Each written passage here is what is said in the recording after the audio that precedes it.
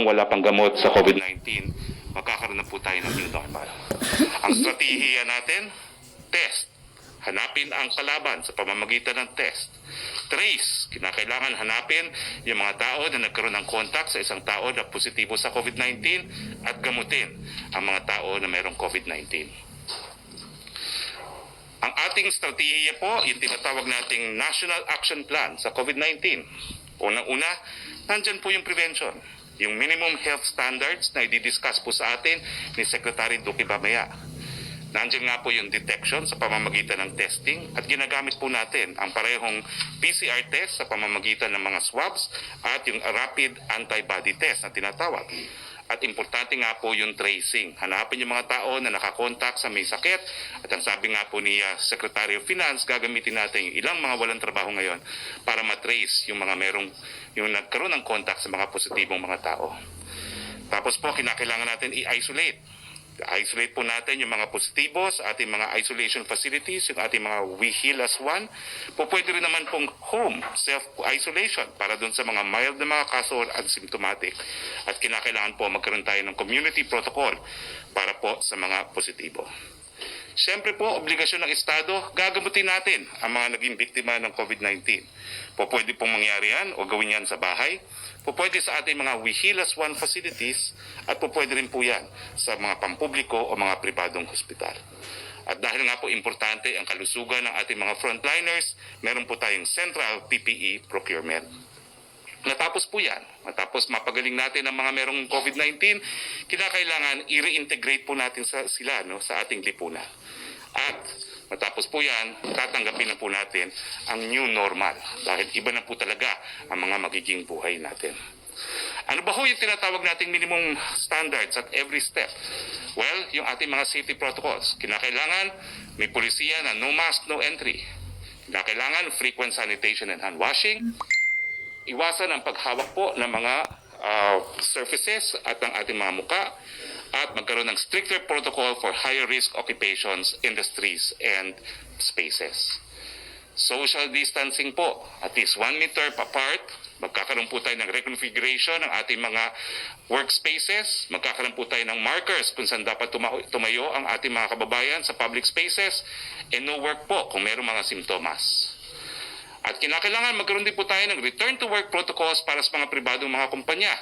Kung po pwede po, gawin nating work from home ang default. At matapos po, yung pagtrabaho on-site will be the exception. Yung mga magpapatrabaho po on-site, kinakailangan magbigay ng sariling mga shuttle services. No? At kung po pwede, talagang kinakailangan lahat po ng mga nag-iempleyo magbigay ng antibody testing sa kanilang mga manggagawa to be confirmed sa pamamagitan po ng PCR testing. Yung ating transition po from ECQ to GCQ. Pag tayo po ay nasa ECQ, lahat tayo stay at home. Ngayong meron na tayong modified ECQ, stay at home pa rin po tayo 100%. At kapag meron na pong GCQ, stay at home pa rin yung mga vulnerable, yung ating mga seniors, at yung mga transmitters, yung ating mga kabataan. Paano naman po ang exercise? Ito po, mabuting balita, marami nagtatanong. Sa ECQ, hindi po allowed ang eksersisyo sa labas ng ating mga pamamahay. Pero sa modified ECQ, pwede pong limited outdoor exercise allowed. Kasama po ng outdoor walk, yung paglalakad, jogging, pagtakbo, bisikleta, pero kinakailangan meron pong safety protocols gaya ng pagsusuot ng masks at 2 meter distancing. Gusto ko ng 2 million pesos kaya. At syempre po, pag GCQ na, pwede po yung limited contact sports gaya ng golf at tennis. Maraming matutuwa po dyan, pero sa GCQ po yun, uulitin ko, hindi pa po sa modified ECQ. Paano naman yung mga pagpupulong? Well, sa ECQ po, hindi pa rin po yan allowed. Sa modified ECQ, highly restricted. Ang pinakamarami pong pwedeng magpulong, 5 lamang. Pero sa GCQ, restricted pa rin po ang mga numero na pwedeng magpulong hanggang 10 lamang. Ano naman po yung pag-travel? Sa ECQ, wala pa po tayong pampublikong transportasyon. Wala tayong flights, walang domestic, at meron tayong limited international flights. Sa modified ECQ, wala pa rin pong pampublikong transportation. Wala pa rin po tayong domestic flights at limited pa rin ang ating international flights. Kontrolado pa rin po ang mga papasok na travel. Ito po ay limitado sa ating mga OFWs at mga returning Filipinos. Bagamat po pwede pong mag-biking and non-motorized transport na ini-encourage natin. Wala pa pong inter-island travel. Sa GCQ, magkakaroon na po ng public transport pero meron pong strict safe distancing at magkakaroon na po ng inter-island travel from GCQ to GCQ provided there will be safety protocols. Mga eskwelahan, sa ECQ po, sarado. Sa modified ECQ, sarado pa rin. Sa GCQ, skeletal workforce po to process yung mga requirements para sa mga estudyante at saka para po magprepara sa graduation at magprepara sa susunod na semestre. Ang mga tao pong nagtatrabaho sa gobyerno, ito po, maraming tanong din. Sa ECQ, skeletal on-site and others po, work from home. Meron na pong guidelines na in-issue ang ating Civil Service Commission dyan. Sa modified ECQ, pareho pa rin po. Skeletal workforce pa rin ang mga taong gobyerno at kinakailangan work from home pa rin sang-ayon po sa Civil Service Circular. Sa GCQ, well, magkakaroon po tayo ng alternative work arrangements. Kinakailangan nga siguro masunod yung 40 hours of work pero may mga possibility na magkakaroon po tayo ng 4-day work week. Now, ano ho ba yung mga different phases as we move from ECQ to modified ECQ at GCQ? Well, sa populasyon po, sa ECQ, lahat ng tao nasa bahay. Sa modified ECQ, lahat ng tao pa rin po ay nasa bahay. Sa GCQ, yung mga vulnerable, yung mga seniors, at ang mga transmitters, ang kabataan, sa bahay pa rin po. Tapos, sa public transportation, well, ito po, sa ECQ, wala pong public transportation, maliban lamang sa mga shuttles para sa frontliners. Sa modified ECQ, wala pa rin pong public transportation, pero pwede po na mag-deploy ng mga shuttle buses, yung mga industriya na ina-allow na magtrabaho, at saka subject din po sa exceptions na ibibigay ng DILG tungkol dito. Ang mga public shuttle po dapat ibigay ng mga kumpanya. Kung pagmamaari po ng kumpanya, wala na kinakailangan na permit sa LTFRB, pero kung sila po uupa ng shuttle, kinakailangan kumuha ng permit sa LTFRB. Sa GCQ po pwede na yung mga tren, pwede na mga bus, mga jeepney, taxi, TNVS, tricycle, at public shuttle. Pero limited po ito. Ang capacity, kinakailangan 50%, at ang jeepney po, aalaw lang po yan kung walang mga bus dahil harapan nga po ang jeepney. Pero kinakailangan din po merong pagsuot ng mga masks at kinakailangan pa rin yung strict minimum health standards. Sa transportasyon pa rin, sa ECQ, company shuttle nga po, sinabi ko na yan. Sa modified ECQ, pareho po.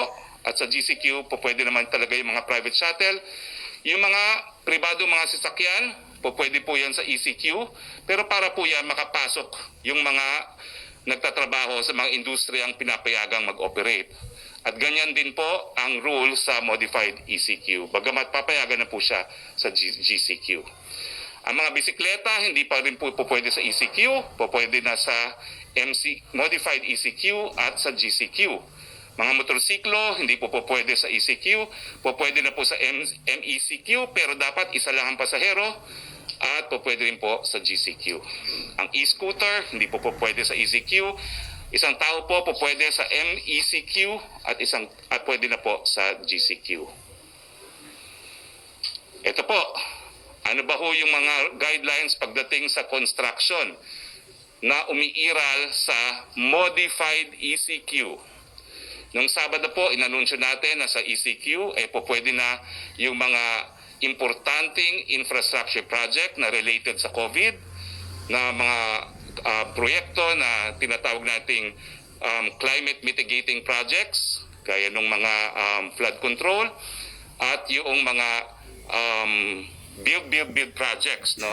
At kasama na po yung mga PPP projects, so yung mga public-private partnerships.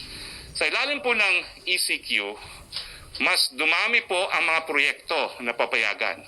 Pwede na po ang lahat ng pampublikong mga proyekto ng DPWH, at pwede rin po ang mga pribadong mga proyekto, pero kinakailangan sumunod po sila sa minimum standards na in-issue po ng DPWH. Ano ba ho itong mga standards na ito? Una-una, kinakailangan ang magtatrabaho ay between ages 21 to 59.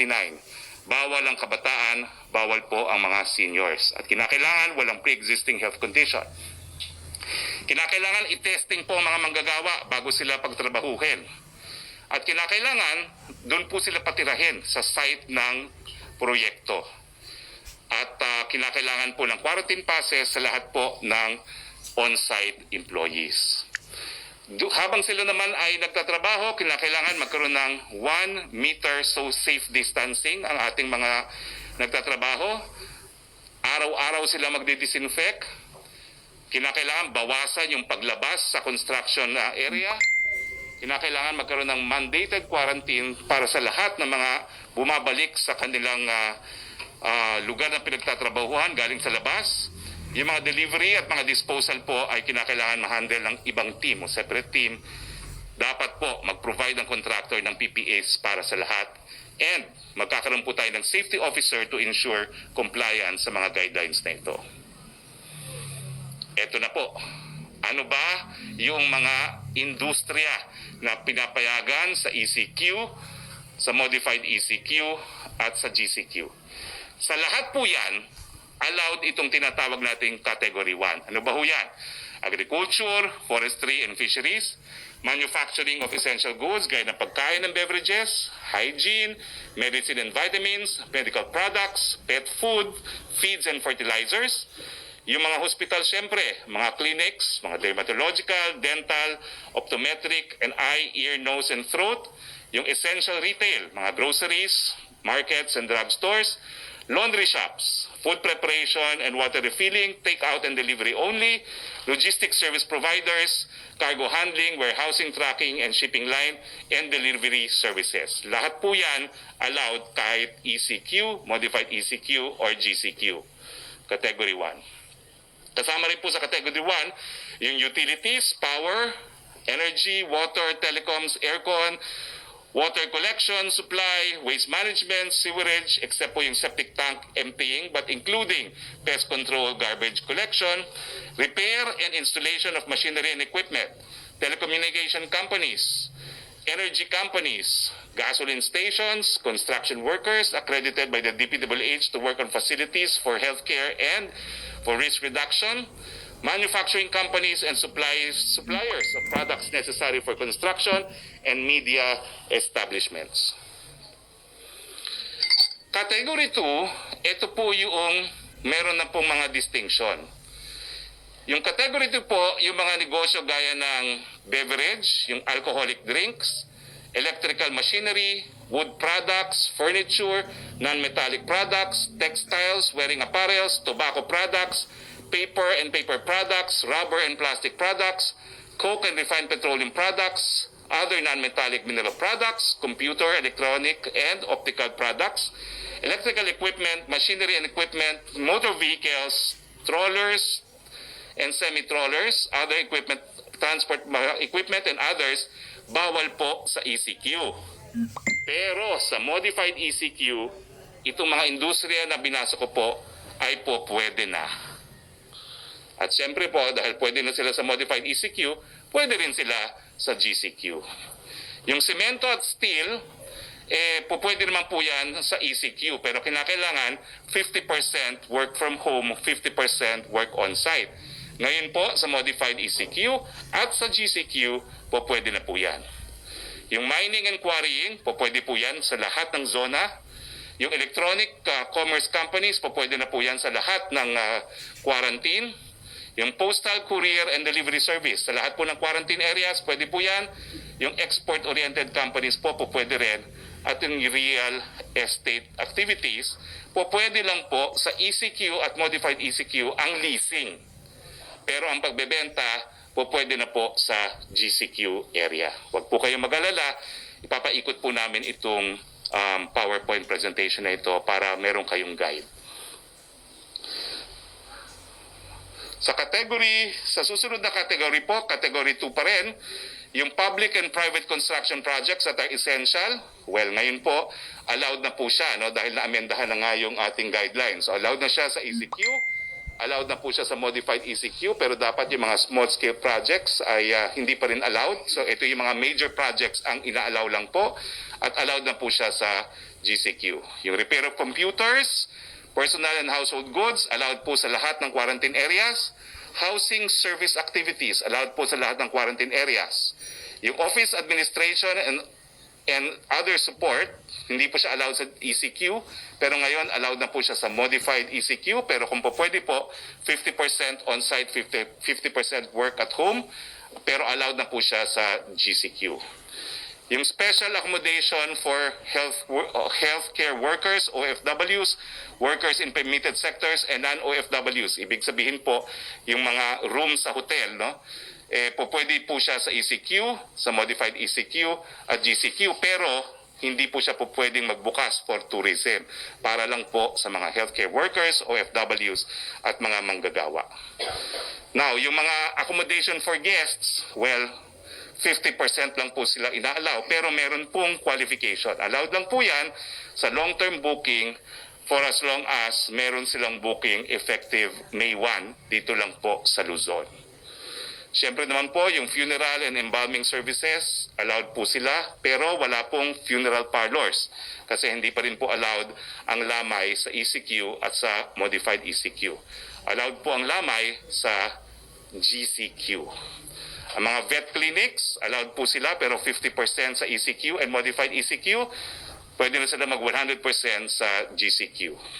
Ang security and investigative activities, 50% po sa ECQ, 50% din sa modified ECQ. Allowed po sila sa GCQ.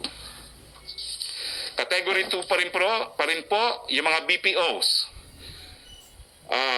Yung work from home, on-site or near-site accommodation or point-to-point shuttles. Ibig sabihin, 50% pa rin, in-encourage natin sila na work from home, pero kung merong magtatrabaho, kinakailangan merong shuttle service o di kaya malapit ang tirahan. Allowed po yan sa ECQ, allowed po sa modified ECQ, allowed po sa GCQ. Mga bangko, allowed po sila sa lahat ng quarantine. Yung capital markets po, allowed po sila sa lahat ng quarantine areas. Yung other financial services, gaya ng money exchange, insurance and non-compulsory pension fund, hindi po sila allowed sa ECQ pero bukas na po sila ngayon sa modified ECQ. So yung mga insurance, pwede na rin po, marami nagtatanong rin yan. Pero 50% din po. 50% work on-site, 50% work at home. Sa GCQ, pwede na pong 100%.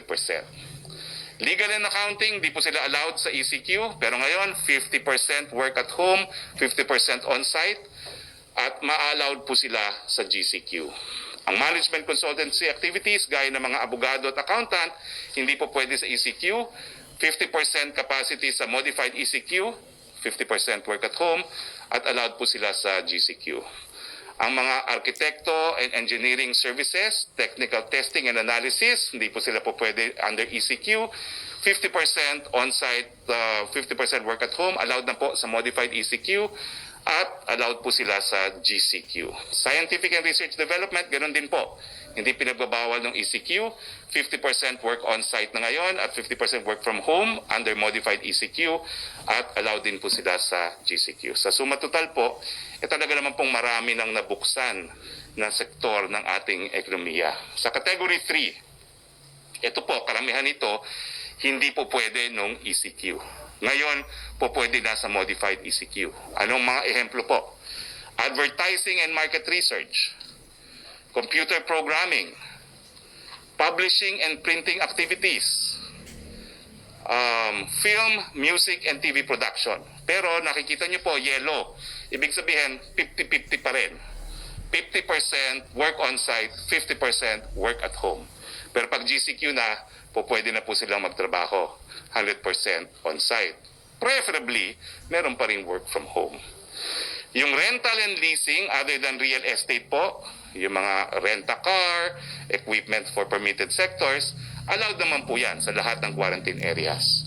Yung employment activities, yung mga recruitment and placement for permitted sectors, allowed po sila sa lahat ng quarantine areas.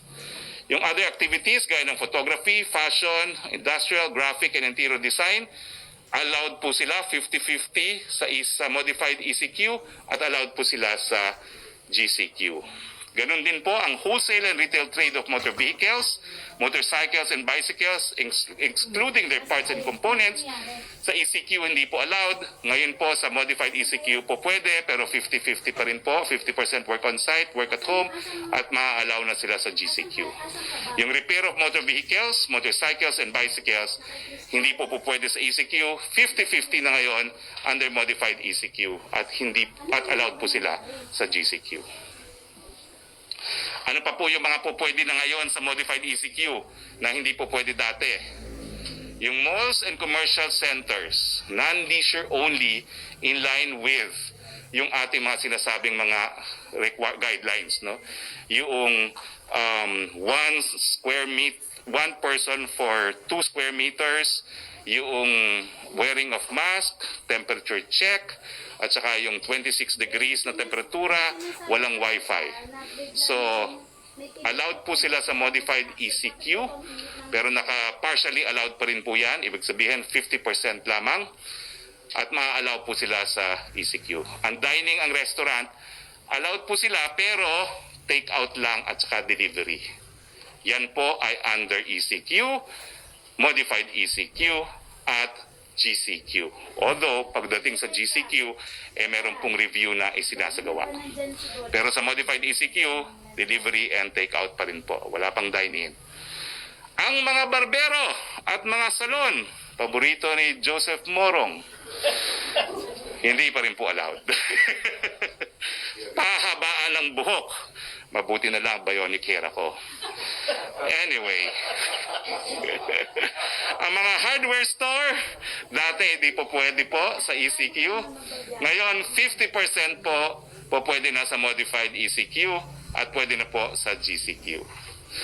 Ang clothing and accessories, dati bawal, ngayon po 50%. Ang mall-based government frontline services, ito po siguro yung mga NBI clearance, dati hindi po pwede sa ECQ, ngayon 50%.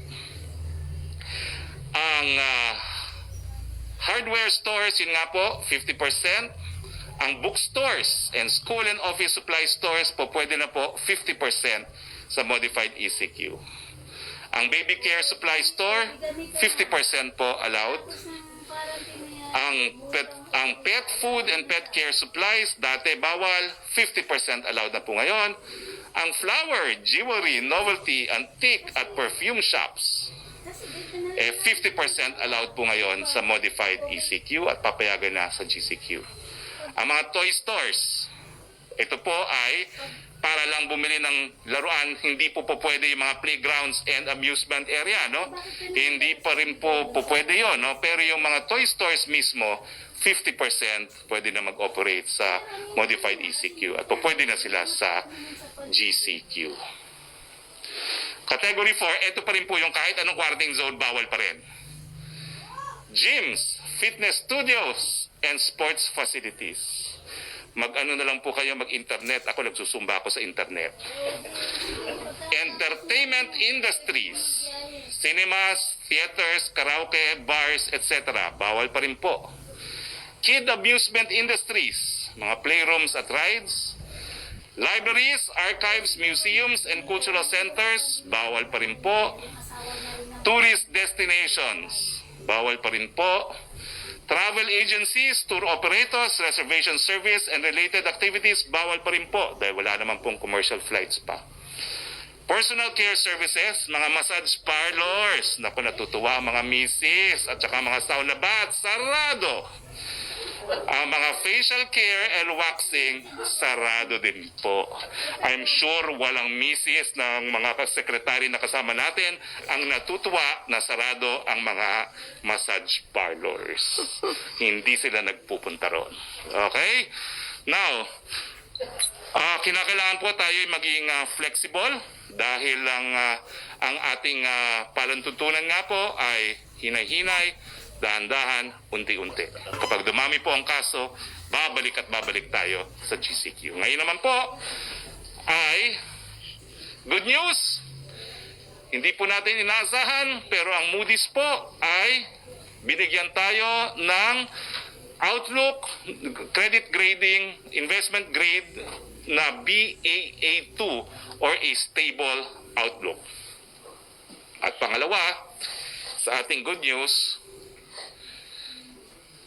ay wala na palang pangalawang good news. Yun lang. Okay. Punta naman po tayo sa COVID-19 updates. Nasaan na ba po tayo sa laban sa COVID-19? Ang mga kaso po ng COVID-19 ay nasa 11,350 na. Ang mga nag-recover po gumaling 2,106. Ang mga namatay ay 751. Makikita po natin na dito sa graph nito na bahagyang tumaas po yan nung nakalipas na 2 araw, pero siguro po may kinalaman din dyan yung napataas na nating testing capability dito sa ating bayan.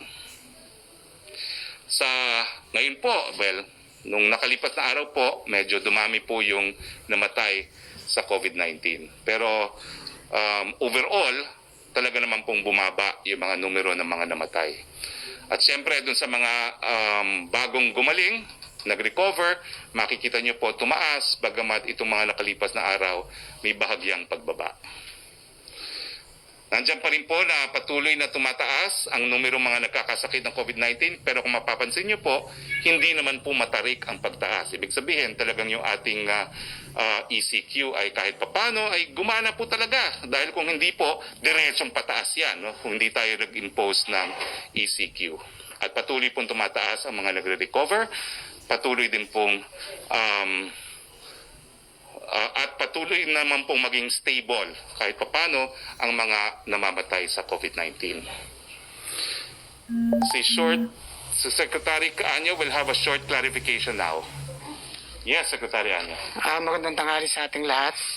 Itong ating clarification ay dito sa na-issue na resolution number 35 ng IATF na kung saan ay nadideklara ang iba't ibang areas sa modified ECQ, GCQ.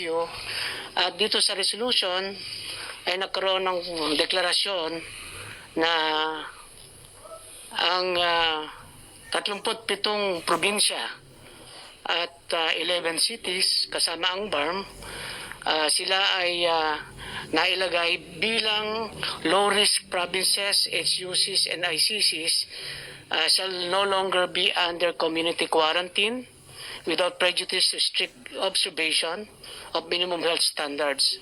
Marami pong mga local chief executives, governors at mayors na nagsagawa ng petition, request, at sinasabi nila na hindi pa sila handa para tanggalin ang community quarantine. Kaya ito ay magkakaroon po tayo ng amendment na pagtitibayin mamaya sa ating IATF meeting upang ang mga provinces na ito, 8 region, 37 provinces, 11 cities, at kasama na po yung BARM, malalagay sila sa modified general community quarantine. Ang ibig pong sabihin, modified GCQ, magkakaroon pa rin ang ating mga local chief executives ng guidelines kung paano niya ipapatupad ang modified GCQ para sa ganon ay meron siyang kapangyarihan na magagamit na matigil ang pag-spread ng virus sa mga lugar na meron pa. Kasi kapag wala ng quarantine ay in-expect natin na baka magkaroon ng second or third wave. Kaya wala na po tayong area sa buong Pilipinas na hindi under ng community quarantine. Iba-iba lang pong level. Ito pong low risk ay mapupunta sa modified community quarantine. At meron din naman po tayong guidelines na i-issue para susundin ang ating mga local government units. Maraming salamat. Si Secretary Duque, meron siyang presentation po on minimum health standards. Thank you very much, Secretary Anyo. So ulitin ko po, wala na pong lugar sa Pilipinas na hindi nasa ilalim ng community quarantine. Yung nauna pong areas na sinabi natin na wala na pong community quarantine, balik po sila under modified GCQ. No, Ha? GCQ lang. GCQ lang, sabi niyo, no? Modified GCQ. So ngayon po, lahat ng area sa Pilipinas, meron pa rin pong community quarantine from modified ECQ to GCQ to modified GCQ. Secretary Duque? Maraming salamat, Secretary Harry Roque at saka ang lahat ng kasama ko po sa Interagency Task Force at sa ngalan po ng Department of Health ay bumabati po ako sa lahat ng isang napaka magandang araw.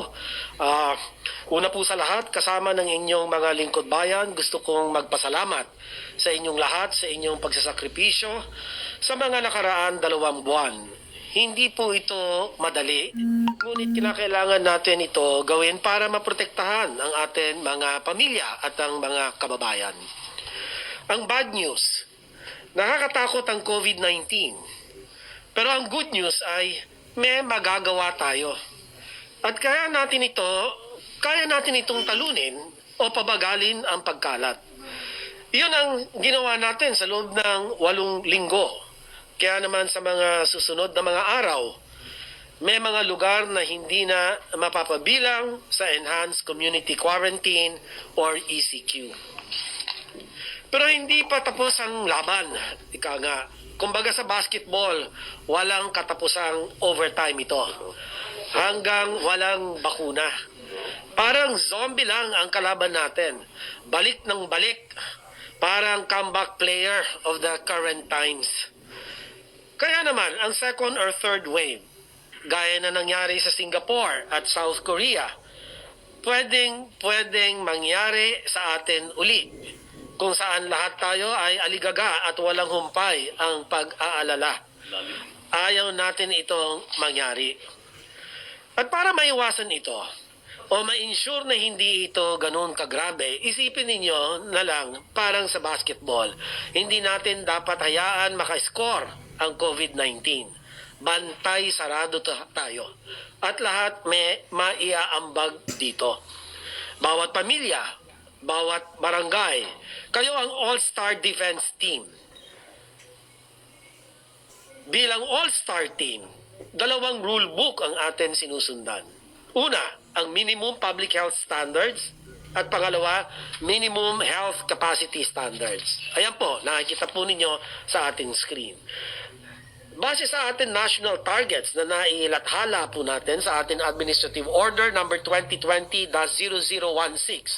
ang minimum health system capacity standards for COVID-19 preparedness and response strategies. Ito ang siyang magiging gabay ng ating mga sektoral at lokal na pamahalaan sa kanilang pagpapaplano. 30,000 RT-PCR tests ang kailangan gawin kada araw. 5 to 6 million sets ng PPE ang kailangan natin kada buwan. At para naman sa atin ICU capacity, 6,000 na bilang ng ICUs at 6,000 na piraso ng mechanical ventilators ang kailangan natin na paglaanan ng investments. Ang bawat riyon naman ay kailangan paghandaan ang mga sumusunod. At least isang biosafety laboratory level 2 na may kapasidad na mag-RT-PCR test. At least isang dedicated referral na ospital, pasilidad, floor or wing na para lamang sa mga may malubha o critical na sakit. At least isang ICU at MECVET kada 25,000 na tao ang dapat na isaalang-alang para sa mga may malubha o critical na sakit.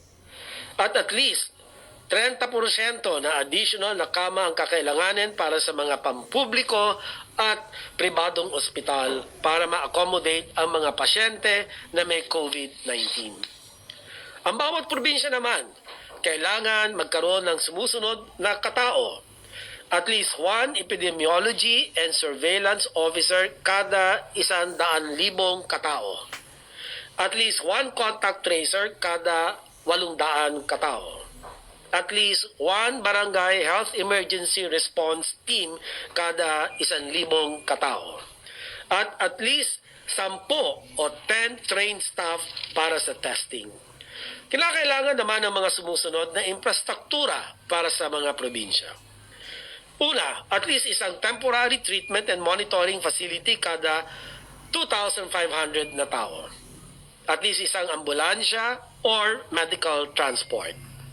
At least isang dedicated na transport para sa specimen at least isang dedicated na funeraria o crematorium. Kung gagamitin natin ito para sa probinsyang Nueva Vizcaya, halimbawa lamang, na may projected population na higit sa 480,000 para sa taon 2020. Ito ay nangangahulugan, ang actual target nila ay 5 epidemiology officers, 602 contact tracers, 482 barangay health emergency response teams, at minimum na 10 tao trained testing staff. Para naman sa facilities, ang target ay magkaroon ng 193 isolation beds para sa mga temporary treatment and monitoring facilities, at least isang ambulansya para sa mga pasyente, isang transport na dedicated para sa mga specimen, at isang designated funeral home or crematorium para sa suspected or confirmed COVID patients. Itong mga ito ay minimum targets na magsisilbing gabay para sa atin mga LGUs. Samantala, para sa public health standards, ang bawat pamilya ay dapat nagagawa ang mga sumusunod. Palaging paghugas ng kamay, pagsuot ng mask paglalabas, physical distancing. Samantalang ating mga establishmento at otoridad dapat nagagawa ang mga sumusunod. Palaging nagdi-disinfect, limitasyon sa pagtitipon, temperature screening, symptom screening, o hindi na pinapapasok ang empleyadong may sintomas. Ito ay mga safeguards na kailangan natin gawin para maiwasan ang pagkakaroon ng virus, mapigilan ang pagkakalat at masiguradong handa ang mga katauhan at infrastruktura para talunin natin ang COVID-19. Sa lahat ng mga nasabi ko, 2 bagay ang gusto kong maalala ninyong lahat. Una, mabilisang mass tracing na may sapat na contact tracers and kailangan para hindi makalusot ang COVID at agaran ma-isolate. Ano ba ang sapat? Contact tracer per 800 katao. So, isang halimbawa, muli, ang syudad ay may populasyon na 40,000, kailangan nila ng 500 contact tracers na immobilize. Pangalawa, dapat ma-inspire tayo sa ginawa ng mga lungsod ng Baguio at Cebu sa kanilang contact tracing. Ang kombinasyon ng paghuhugas ng kamay at pagsuot ng mask at physical distancing ay ang bitamina natin ngayon laban sa COVID-19. Maraming salamat po. Para po sa karagdagan impormasyon patungkol sa contact tracing, panoorin ang video sa Facebook page ng DOH. Okay. Questions? Unang-una, Trisha Terada, 1 question, 2 follow-ups. Strictly, please. Go. Sir, good afternoon po. Sir, my first question is for the workforce. Since nag-open po yung maraming industries, we're expecting movement. Paano po yung magiging dynamics ngayon, sir? For example, kailangan na ba, ano yung mga kailangan dala ng mga tao? Do they need to bring their IDs? May mga checkpoints pa po bang dadaanan? And yun dun po sa transportation, since limited pa rin, paano yung mga walang access to their own private vehicles? For example, yung mga workers. Kasi po ngayon sa mga groceries nangyayari, we're hearing stories from employees na naglalakad po sila just to get to work. And yung OFWs po ba, allowed po ba sila na mag-process ng mga papeles nila ngayon sa POEA? Secretary Anyo, DFG. Yes, kapag ang pinag-uusapan natin ay ang area ng modified ECQ, makikita natin na kukonti lang naman yung difference sa ECQ.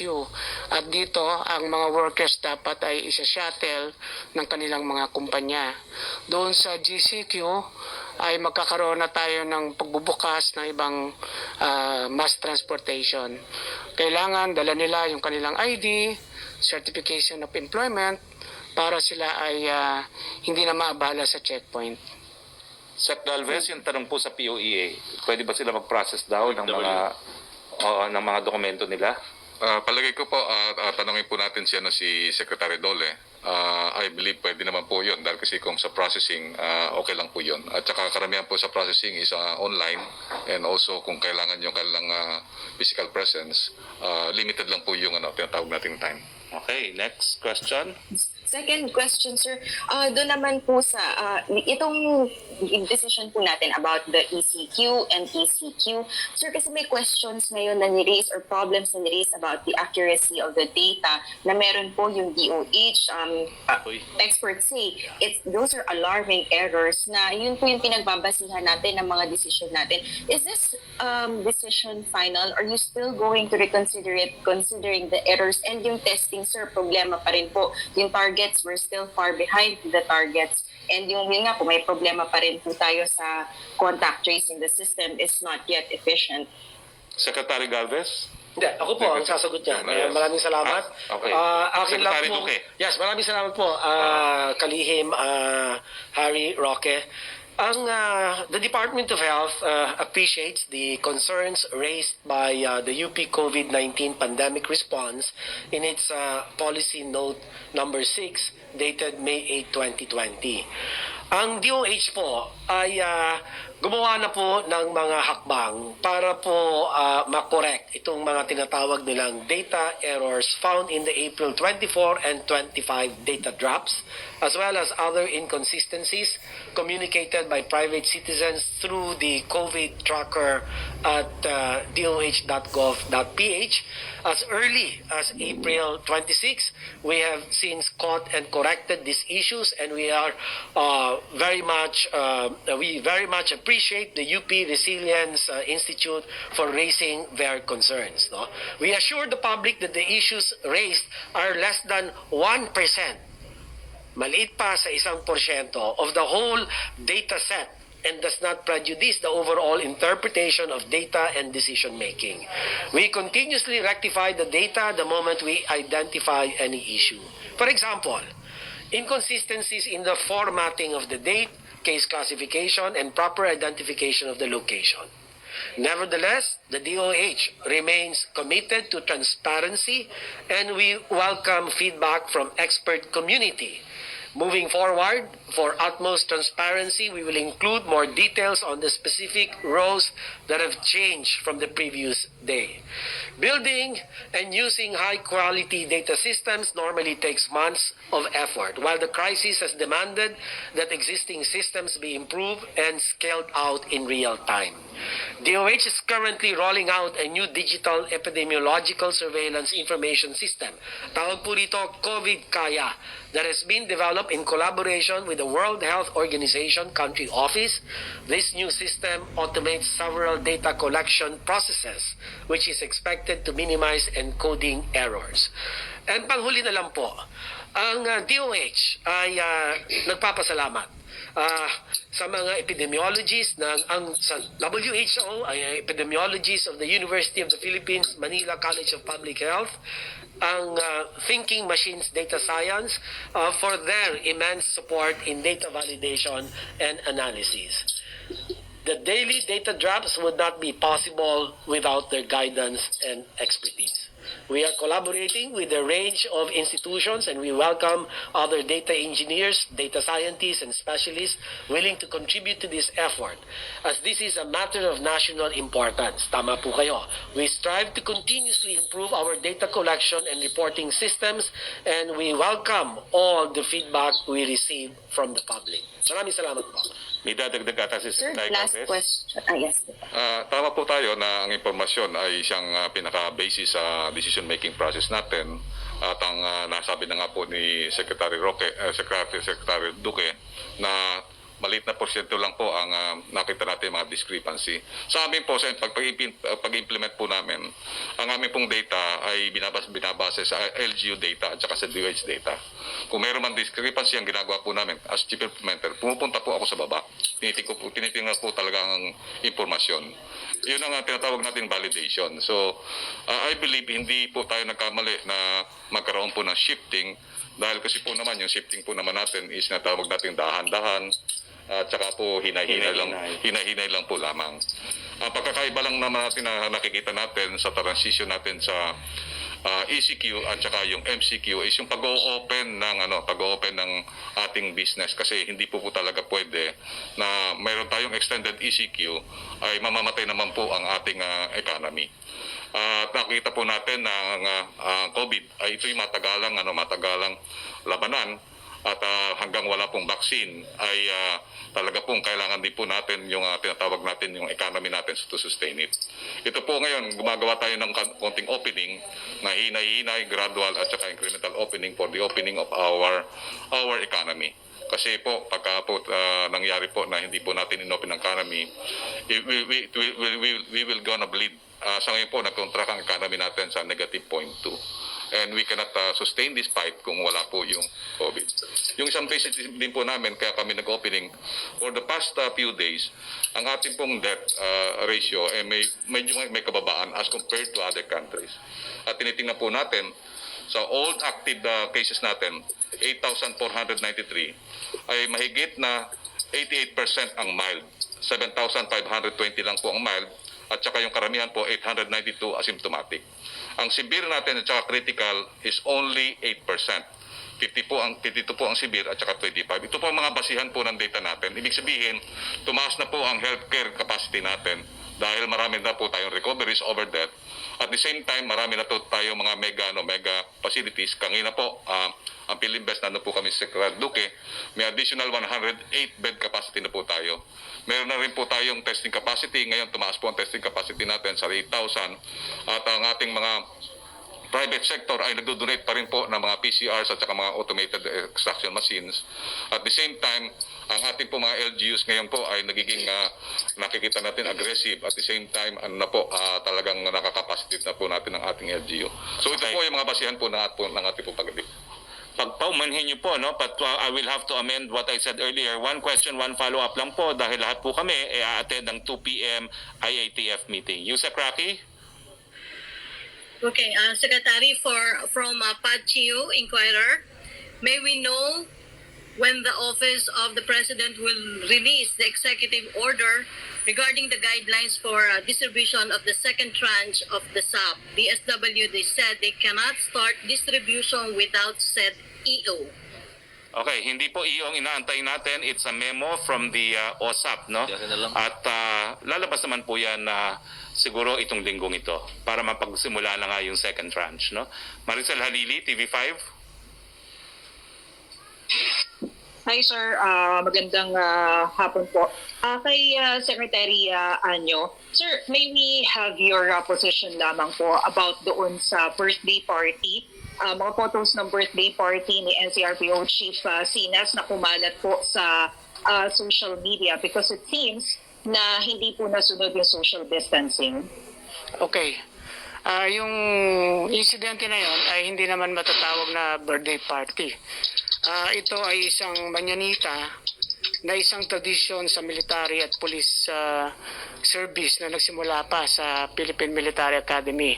Na kapag ang commander ay birthday, ang mga key officials niya ay nagbabati ng happy birthday at the dawn or early break of the morning. So ganun ang nangyari doon, hindi talaga siya party. Kaya lang sa panahon ngayon, that is uncalled for, no? Sabi ko nga, meron tayong tinatawag na delikadesa. So mga ganyan, stop mo na yung mga ganyan activity. Now I leave it to the Philippine National Police to conduct an investigation kung meron ba talagang naganap na violations ng mga quarantine guidelines, no? But as I said, no, wala siyang tinatawag na deliberate partying. So tinanong natin kung ano lalabas sa investigation ng Philippine National Police. Okay, one But sir, follow-up. will you discourage these things to happen again? And ano po yung possible na liability, not only of NCRPO Chief Sinas, but of course all the other police who attended the event? Yes, actually, I've already directed all bureaus and offices under the ILG, and I hope pati din sa ibang government offices na sa panahon ngayon, uncalled for yung mga ganyang klaseng pagsasalo-salo, gathering, no? Titingnan natin kung ano yung magiging appropriate sanction or whatever, kung ano yung resulta ng investigation. Yusek Rocky? Secretary Opo, from Tina Mendez ng Philippine Star, what are the guidelines for individual sports such as boxing, swimming, gymnastics, skiing, bowling, wrestling, powerlifting, and mixed martial arts, etc. under modified enhanced community quarantine and GCQ areas? Secretary. Okay, ang ating athlete ang sasagot yan, Secretary Lorenzana. Thank you very much, Secretary Harry. Yung mga contact sports, hindi pa pwede ngayon. Maybe as we go down the road at medyo lumuwag-luwag yung ating mga pwede na yan. But ang authorized lang ngayon ay yung no contact sports like biking, tennis siguro, and golf because they can distance themselves from each other. Yung kasing boxing, wrestling at saka yung ano pa dyan ay hindi contact sports yan, nagkakalapitan yan at saka nagkakapan pa. So wala pa tayong guidelines dyan dahil hindi pa authorized. Thank you. Follow up? Opo, may air travel restrictions po ba sa NAIA since naka-modified ECQ na tayo? Paano po ang inflow ng passengers from abroad? How about domestic flight? And what about airports and seaports under GCQ areas? Secretary Galvez? Sa ano po natin sa ngayon, mayroon na po tayong pinapatupad na tinatawag na controlled inbound flight. Ang flight na po ay para lang po sa ating mga returning OFW. So hindi pa po talaga open ang commercial flight. This is only open for OFW. Ang ano po natin ay more or less 400 to 600 people lang po ang ina-allow natin or more or less 2 to 3 flights a day. Yung travel naman po sa nasabi na po kanina na yung po between GCQ and GCQ areas, pwede po ang inter-island. Pero po sa ECQ, hindi pa po pwede ang air travel at saka yung sea travel. Pero ang tanong po, pwede na bang air travel from GCQ to GCQ? Nandun po sa ating guidelines po. Pwede na po yung GCQ to GCQ, pwede na po yung tinatawag na inter-island travels. Okay, next question please. Yusek Rocky. Opo, ang tanong ni kay Tina Mendez pa rin, please comment on the proposed US sale of $2 billion helicopters, $2 billion to the Philippines despite the soured relations between the two countries due to the termination of the VFA. The U.S. State Department has given its go signal for the sale of 6 Boeing Apache AH-64E and 6 Bell Viper attack helicopters worth close to $2 billion or 100 billion pesos. This early, the International Coalition of Human Rights in the Philippines, United States chapter has demanded accountability from Washington.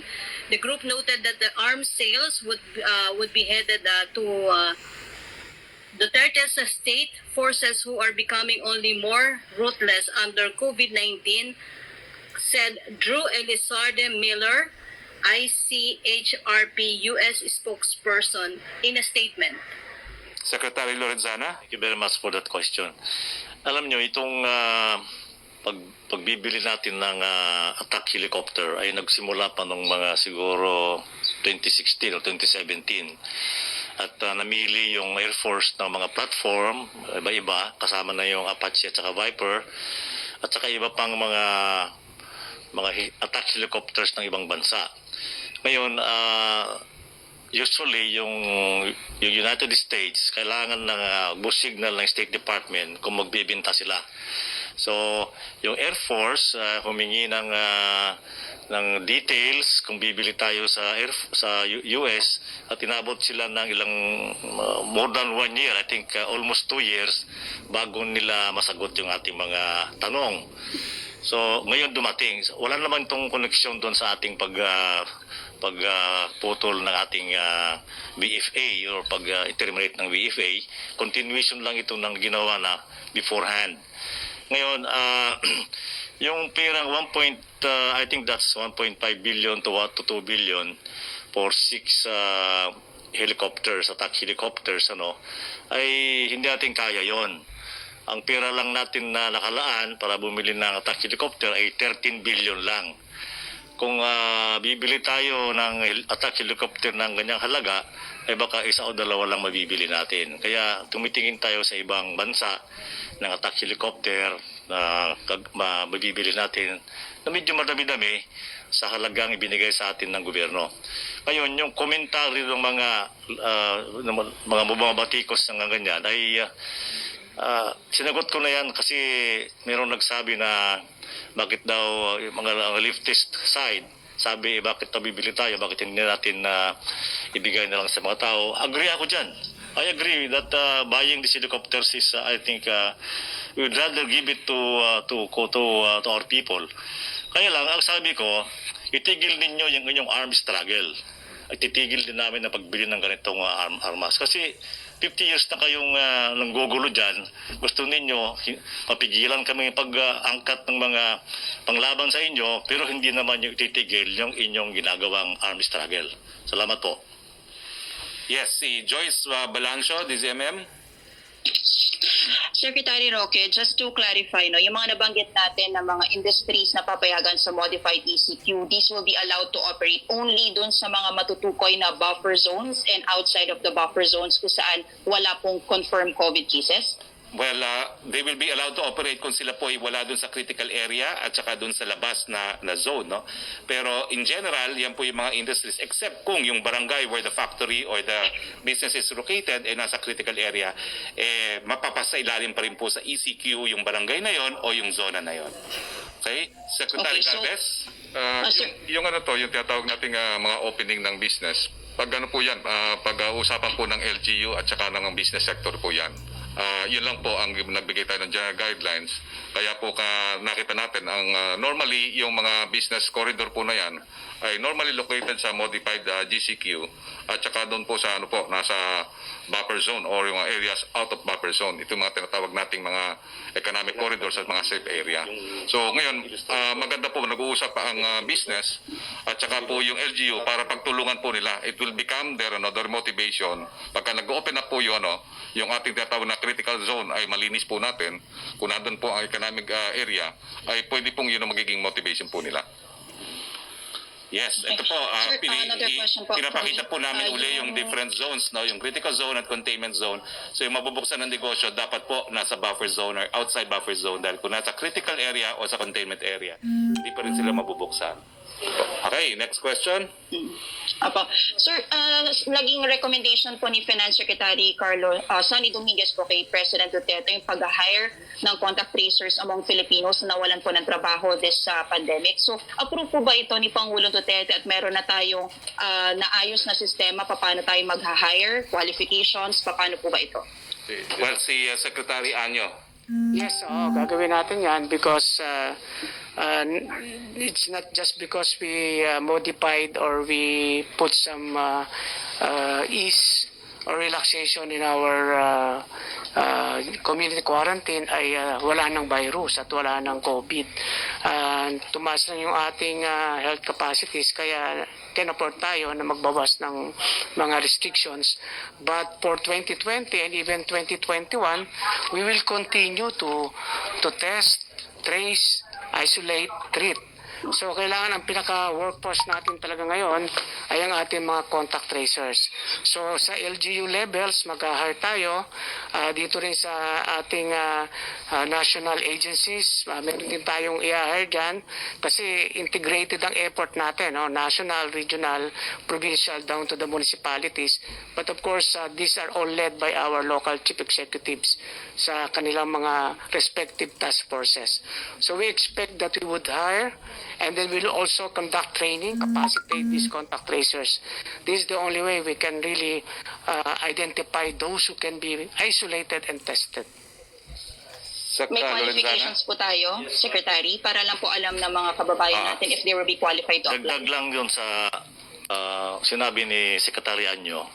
Ang pangunahing dahilan kung bakit naiminungkahi ni Secretary Sally Dominguez na mag-massive hiring tayo ay para magkaroon ng pera yung mga tao. Kasi nga matagal na nawala ng mga trabaho, kadamihan sa mga mamamayan ay nawala ng trabaho para magkaroon silang pera dahil kung walang pera yung mamamayan ay hindi naman gagalaw yung ekonomiya natin. That is the first and foremost reason. Marami pa nga ibang panukala kung paano natin pang paramihin yung mga pwedeng ma-hire ng government, hindi lang sa contact tracing, kundi sa construction na sector. Thank you. Okay, at ang pinarating po sa akin mensahe ni Secretary Chua, i-empleo naman po itong mga taong to kung hindi po permanent, temporary basis, no? Hanggang bumalik sa normal ang sitwasyon. So, pero meron po tayong sapat na pondo para dyan. Yes, Joyce? One more question, Joyce? Yes, go ahead, Joyce. Apo, Secretary, umaapil po ang bayan muna dun sa naging nilabas natin no, na dagdag na import tariffs on petroleum products. Sabi nila baka daw po mag-cause ito ng spike in food prices. Ano po ang guarantee natin na hindi ito dagdag burden sa ating mga kababayan? Minomonitor po yan ng ating economic team at nung pinataw naman po yan, all-time low ang presyo ng ating gasolina at other oil products. No? So kung talagang mag-spike po yan, ititigil din po yan. That was very clear from the imposition. It's a temporary excise tax. So kung talagang tataas, babawiin din po yan. Si Yusek Rocky, please. From Secretary from Belia Carrias of Bandera, can we have balanced reactions sa study po ng endcoronavirus.org saying Philippines ranks as one of the worst performing ASEAN countries in combating COVID-19 alongside with Singapore and Indonesia? Well, isa lang po yan siguro sa mga naglalabas ng ratings, pero yung naunang lumabas po ay isang Tuluna study, Black Box of Singapore, na nagpapakita na pang-anim daw tayo sa pinakamagaling na magresponde sa buong daigdig dito sa COVID-19. So mas naniniwala po ako dito sa Singaporean study nito dahil hindi ko po alam kung saan itong endcoronavirus.org nito. Next question, please. UP experts have questioned the accuracy and integrity of DOH data of COVID-19 COVID cases. UP experts said data being provided by DOH have significant implications on the reliability of scientific analysis on COVID-19. Yusek already answered, less than 1% ang dispute nila, and the Department of Health welcomes contributions from all sectors. Now, next question, please. Si Joseph Morong by Skype. Sir, good afternoon po. Good afternoon, Secretaries. Can I go to Secretary Duque, please? Yes, please. All right. Secretary Duque, can you tell us honestly what happened dun sa mga nasa green areas yesterday? We announced na no community quarantine, but then you changed it. What happened? And can you describe to us the situation there? Ano ba dapat ang magiging itsura noong mga green areas yesterday? What are the activities that are allowed and not allowed? And how different is this modified GCQ from the GCQ that we know? Well, unang-una, na paliwanag kanina ni Secretary Anyo, nagkaroon kasi ng honest mistake, doon sa inilabas na resolution na kung saan ako ay nakapirma kasama po si Cabsec Nograles na ang representation sa akin ng isa sa mga staff ko sa Secretariat ng IATF na walang babanggitin munang mga lugar. At ang akin pong paniwala ay nung pumayag akong gamitin yung TRO.dot signature ko, ay ang pag-uusapan lamang doon sa resolution ay yung konsepto nung atin modified ECQ from ECQ to modified ECQ and then GCQ to modified GCQ. So nagkaroon po ng honest mistake at kasama ko nga po yung staff na yon para kung kinakailangan magpaliwanag, handa naman po siya magpaliwanag. Sir, yun lang kanina sa question, no? How different is that? This is my first question, Secretary Roque. How different is that from how different yung modified GCQ sa GCQ? Well, siguro we can reserve that for tomorrow, no? Kasi as you can imagine, parang presentation ko yan sa modified ECQ red, no? But we'll attend to that tomorrow in more detail. But Secretary Lorenzana wants to contribute Dagdag ko lang doon sa sinabi ni Secretary Doke. Nung lumabas yung resolution na yun at nag-viral, maraming mga naepektuhan na wala ng quarantine na mga areas, probinsya, na nagsabi sa akin kung pwede, hindi mo na sila aalis. That's one of the factors. And everybody, I think almost everybody do not want to get out yet hanggang hindi sigurado na wala ng COVID sa kanilang area. And I think that is a very reliable gauge kung ano yung nangyayari sa mga lugar na yan. Thank you. Well, Joseph, let me just add, no? Yes. Dahil we're still on community quarantine, wala pa ring large gatherings, including religious gatherings, at wala pa rin po pwedeng yung industriya under the negative list na mag-operate. Secretary Anyo will also add. Since yesterday, there are many mayors and governors texting me and calling me regarding their concern. Kasi sila ang responsible dyan at very abrupt kung tatanggalin mo kagad yung quarantine. So from GCQ to modified GCQ ay marami silang measures na pwedeng implement and at the same time makakapagluwag na rin sila ng konti. Pero meron pa rin sila mga imposition para makontrol pa rin natin yung movement at saka makontrol natin yung pacing ng pagbubukas ng mga industries. At higit sa lahat, pati yung mga borders nila ay magkakaroon pa rin ng konting control. So ibig sabihin, yung sinabi nating dahan-dahan, hinay-hinay, so ganun din, from GCQ, bago ka pumunta sa new normal, may isa pang pace doon para masanay din yung ating mga tao, yung ating mga kababayan. Okay, one more question, second Joseph. Batch of questions. Yes, sir. Industries that are open, sir, soundbite purposes. Apparently, may marami tayong mga seniors that are very excited to go out, no? And also, yung liquor ban natin, ano po yung situation ito, liquor ban and seniors under all these quarantine measures that we have? Secretary Galvez? Nakita natin sa seniors, meron tayong niluwagan, especially yung paano sila tinatawag natin makalabas through biking, yung tinatawag natin mga exercises. And I believe yun ang nakikita natin na pwede po muna sa ngayon dahil kasi nakita natin na they are still tinatawag nating vulnerable sector. So yung sa ngayon pa lang muna sa MCQ, sa modified ECQ, yun muna ang na po natin, yung tinatawag natin na mayroong tayo na social distancing at the same time, pwede sila makapaglakad, makapag-walking, makapag-biking, and so forth and so on.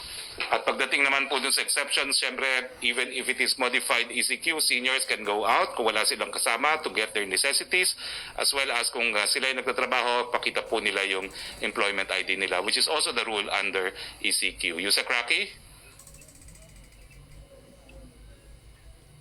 Huwag din kalimutan yung pagsusuot ng mask. Ay, opo. Sabi po Dahil sa paglabag sa Duque, yung pagsusuot po ng mask. Secretary? Question Go ahead. Question from Rose Novenario. Ang tanong niya, inaresto ng pulisya ang libo-libong mamamayan dahil sa paglabag sa quarantine protocols at batay sa ulat ng United Nations Council for Human Rights, ika-4 ang Pilipinas sa mga bansa sa buo na may pinakamataas sa kaso ng COVID-19 related human rights violations. Kasunod daw po ng Nigeria, Kenya at South Africa. Ano daw po ang mayroon kay NCRPO Chief Major General Debold Sinas para hindi arestuhin at ikulong rin dahil sa pagdaraos ng birthday party sa paglabag sa social distancing at mass gatherings. Well, already answered na po yung second question. On the first question, we have a message here from the PNP Chief, Gamboa. He will implement the rule of law. He will go through all the incidents involving alleged human rights violation, and he will punish those who need to be punished. But for now po, we will rely on presumption of regularity in the discharge of their duties. Pero lahat po ng complaints will be addressed by the PNP. By Skype, si Cecil Morelia, please. May I ask si Secretary Luca po? We're still in World War C as the Health Department is saying it. And parating na po yung rainy season, and with it, usually the dengue season. How big a risk will this confluence of two pandemics affect the deadliness of the coming dengue season, as well as will it affect the deadliness of the COVID-19 po, Secretary? Well, the risk from dengue is a permanent one because, as we all know, the climate of the Philippines makes it vulnerable to outbreaks of dengue. But thankfully, the data that we have today show a 30% decline of dengue cases, except for some other areas. But I'll have to get back to you on that precisely to inform you which areas these are. But of course, the confluence of the dengue, the rainy season, and the expected rise in dengue cases will certainly pose a burden to the health system's capacity. Dahil meron po tayong COVID na inaatupag, ay syempre hindi po natin pwedeng pabayaan naman ang mga non-COVID infectious diseases katulad ng dengue, polio, measles. So binabantayan po ito ng ating mga surveillance officers, at ang mga hakbang naman po ay nakalatag na kung paano po tutugunan kung sakasakaling magkaroon po ng pagtaas ng kaso ng dengue at mga iba pa pong mga infectious diseases. So hindi po tayo nagpapabaya pagdating po sa mga kinakailangan na pagtugon o pagresponde. Ay nakahanda po naman ang ating Department of Health, ang ating pong Centers for Health Development, at patuloy ang kanilang pakikipag-ugnayan sa mga pamahalaan lokal na sila po naman ang direktamenteng may responsibilidad sa pangangasiwa ng kanilang health system's capacity to respond to all sorts of epidemics.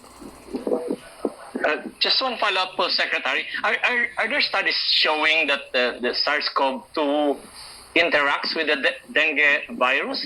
Does it make either more deadly if the two interact? If they interact in any way? Wala po kaming scientific data to support that hypothesis. But of course, alam natin na kapag meron kang dengue, ay isa sa mga komplikasyon ng dengue ay ang baga din ang tinatamaan. So kung meron din COVID threat, ay talagang magiging critical o magiging malubang-maluba ang kakalabasan ng kanyang clinical course, at kinakailangan talagang tutukan po ito. Kaya ang pinakamaganda po sa lahat ang prevention, ang pag-iiwas po na ito ay makakalat at makaapekto sa ating po mga kababayan. Kaya naman po ang pagpupursige at pagpupunyagi ng inyo pong Department of Health ay walang humpay para nga po talagang maiwasan ang pagkalat ng mga sakit na nabanggit ninyo. Yusek Rocky? From Pia Reñado Rappler, with MECQ only in Metro Manila, Cebu City, and Laguna, how will the IATF involve the local chief executives of these places in its decision making? So far, it seems the mayors only send their recommendations. Will they be invited to join IATF meetings for better and more targeted coordination? Secretary Anyo?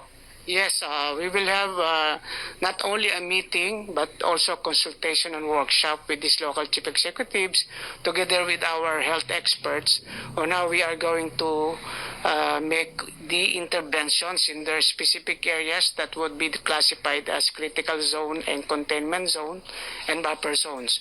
So we are planning together with Secretary Lorenzana, Secretary Duque, and Secretary Galvez, probably tomorrow or on Friday, we will have this meeting. And from there, we can go to the specifics. Yes, by Skype, Melo Acuña, please. Yes, good afternoon, Secretary Roque. Good afternoon. I hope everyone's okay. For Secretary Duque, allow me to ask Secretary Duque. Governor Cuomo of New York said they found that most of those afflicted with COVID-19 were homebound. How far have you gone in the research in the Philippines to establish the majority of the COVID cases, Mr. Secretary? Well, sa ngayon po, ang inuna nga po natin binabantayan, ito pong mga COVID cases in the closed settings, no? Like jails. Yun din pong kasama natin ng WHO. Nagmamatsyag po tayo doon sa mga orphanages at saka doon din po sa mga home for the aged. So, inaantay ko lang po kung ano ang resulta ng kanilang mga surveillance activities. Pero tama po kayo na meron nga pong ulat mula sa New York kay Governor Cuomo na high risk talaga itong mga homebound individuals for COVID infection. Last question po. Yes, may tanong pa rin po dito, Secretary Duque. Ano daw po yung medical explanation bakit bawal yung angkas pero pwede namang magkasiping yung mag-asawa?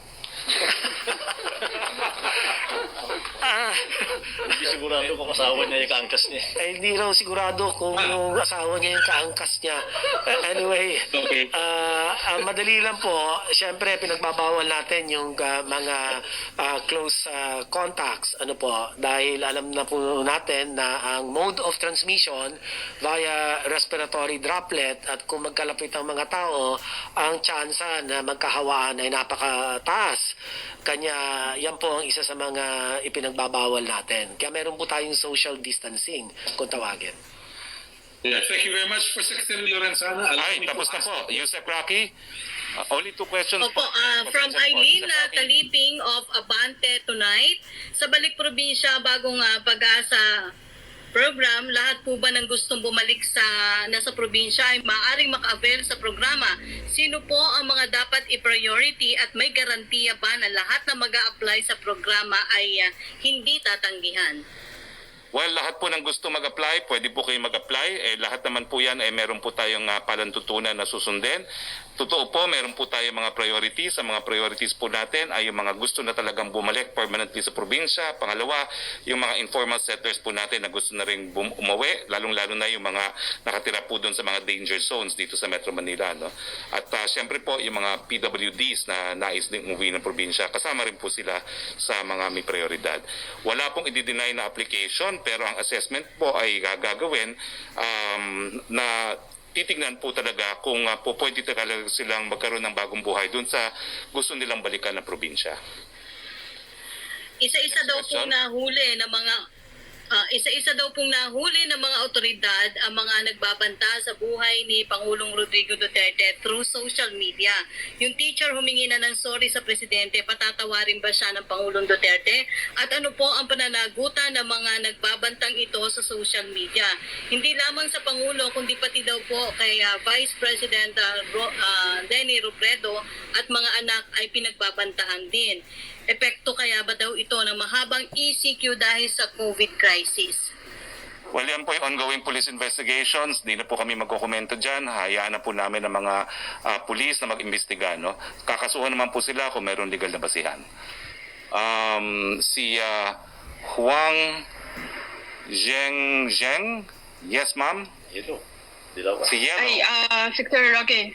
Thank you so much for giving this chance. My question is to Secretary Lorenzana, because I know last night there is a donation come from Chinese military to the Philippine government. So I would like to know, is that the first batch of donation from a foreign country's military side to the Philippines? And how's our comments about this donation? Yeah, I was the one who received the donation from Ambassador Wang Xilian last night, and it's a donation of medical supplies, mostly PPEs, from the People's Liberation Army, and it was brought by an People's Liberation Army Air Force to the Philippines. It is about 200,000 yuan, which is equivalent to about 1.4 billion pesos. And we are very thankful to the PLA for this donation. It will go a long way to help our fight against COVID. So this batch of donation will be used to all the frontliners, or will be just specific to the military frontliners? It will be part of the inventory of the OCD, the Office of Civil Defense, which is under the Defense Department, and we support all government hospitals and some private hospitals if they are in need of this equipment, PPEs especially. Yusek Rocky. Thank you. Okay, from Arian Meres ng ABS-CBN News Online for Secretary Roque. For self-employed Filipinos na walang work ID, halimbawa po ang mga kasambahay, how can they travel, for instance, if they are from a GCQ area going to an ECQ area or vice versa? Kung kasambahay po, hindi naman kinakailangan kasi yung interzonal travel po, kinakailangan sa indispensable industry lamang.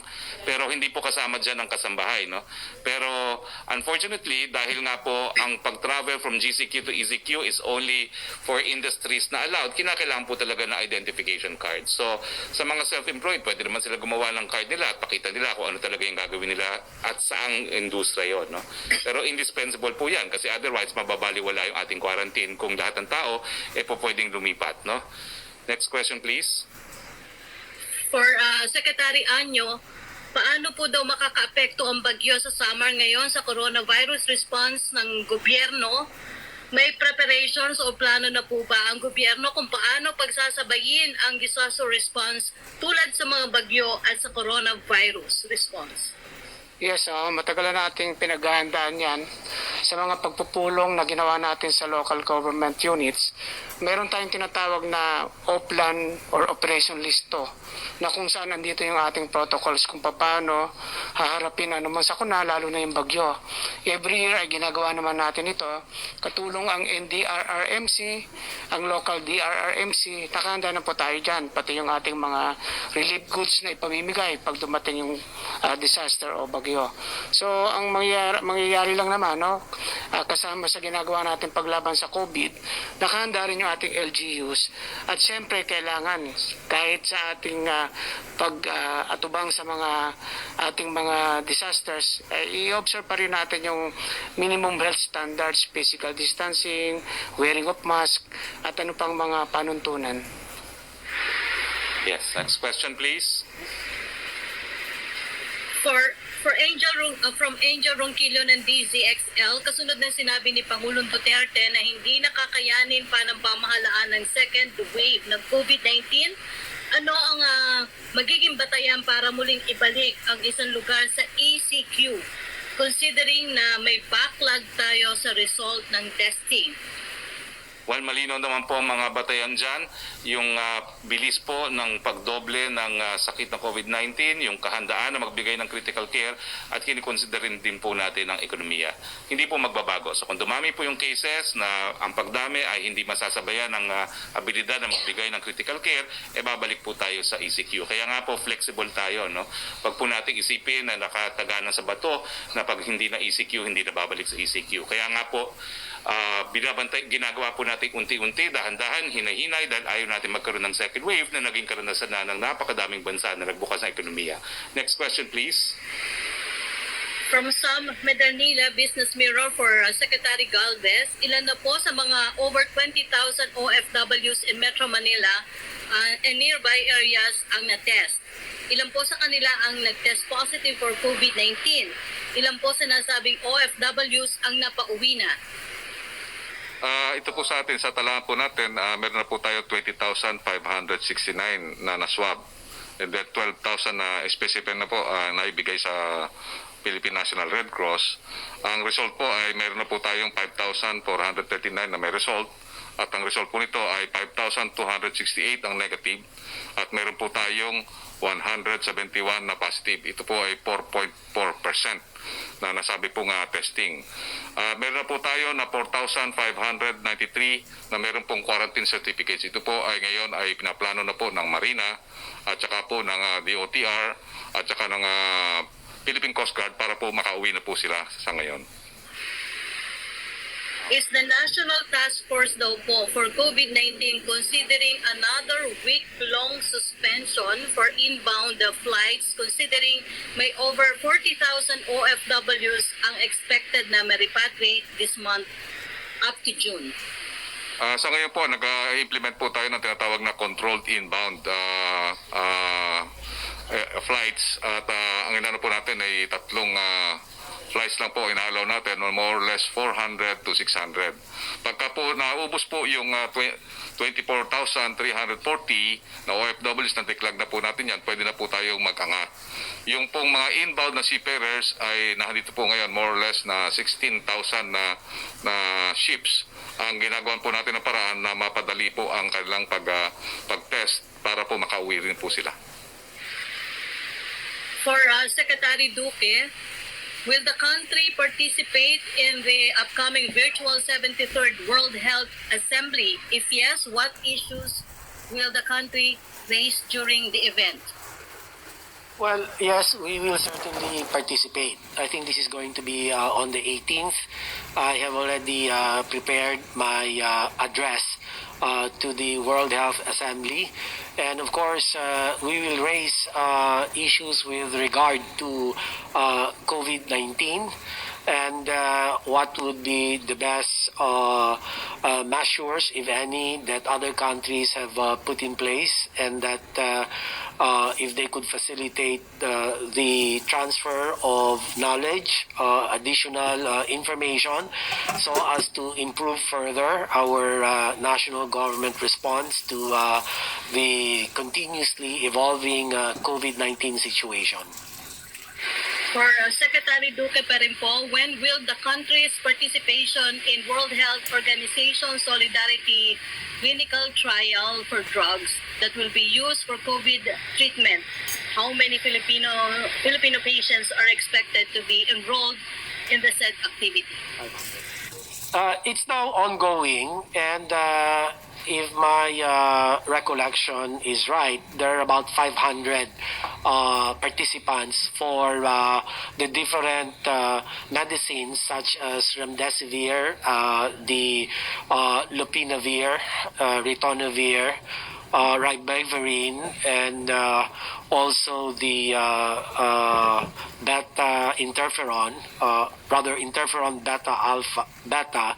These are all part of the WHO initiated solidarity trial, and the objective of this is to really prove whether the anecdotal report as to their effectiveness or efficacy must be validated via this solidarity trial, so that this can help us manage more effectively COVID-19 cases, especially the severe and critical COVID infection. Guro, last question. For Secretary Roque, Yes, go. Secretary Roque, may list daw po ng build projects which are expected to resume soon. May BBB projects na po kaya na scrap because of the COVID-19 crisis? Wala pa po ako nakukuha ang listahan, pero alam ko po lahat yung ating build na major, binigyan na po ng go signal ng IATF na ipatuloy. Kukunin ko po yung listahan exactly. But I think yan po yung mga BBB na i-implement, lahat po yan tuloy na. Well, pasensya na po, it is 1:30. Ang tingin ko po sa aking mga kasamang kalihim ay pagkain na sila. So kailangan na po tayong magtapos. Sa ngayon, maraming salamat, Yusek Rocky. Maraming salamat sa sambayan ng Pilipino. Alam ko po, mahirap ang buhay natin ngayon. Meron tayong modified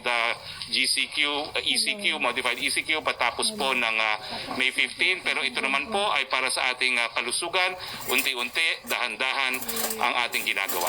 So, sa ngalan po ng ating Presidente, ito po ang inyong spokes Harry Roque. Keep safe, Philippines.